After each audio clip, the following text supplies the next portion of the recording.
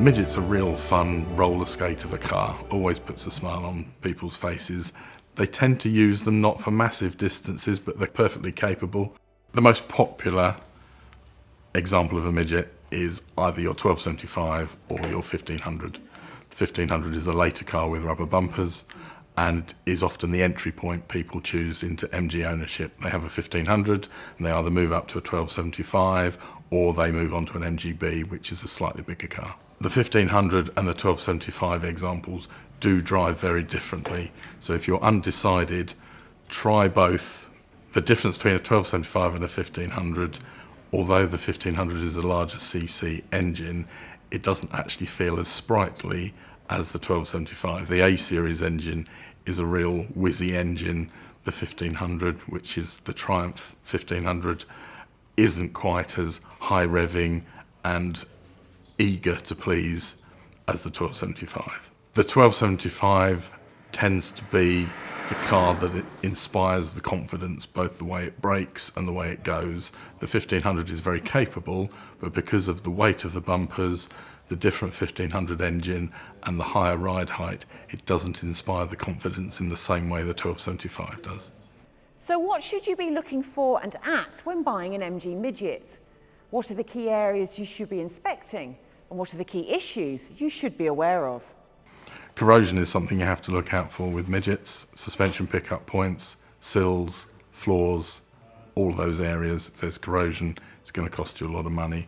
The rear spring hanger is a box section area. Very complicated, very expensive to work on. Check the door gaps. Park it on a slope. Check that the door opens and shuts the same when it's on a slope and off a slope. That shows how strong the car is. You've got to watch that because it's a lot of money to get involved with structural work. Although it's a smaller car, the costs are still quite high on restoration. You will be looking at a bill of probably 25,000–30,000 to do a body restoration, depending on the spec that you're looking at. You then look at the condition of the paintwork, looking out for corrosion, and check the screen. If the screen's got a crack in it, to replace it may seem a simple job, but unlike a modern car, you've got to take the whole frame off of the car, work on it, and then put it back. It's an involved process, which all adds up in cost. Trim-wise is very visual to look at, see if seats are ripped, carpets are worn. Everything can be replaced and you can do it on a DIY basis, but it's still investment you need to put into the car, so check out that it's good. The same applies to the hood and the tonneau. If it comes with a tonneau, you're looking for good quality, no rips, and fits nicely. Watch the fixings around the back.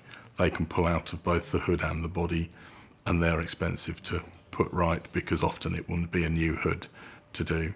The 1275 gearbox is very good, very slick, but watch out for synchromesh on second gear.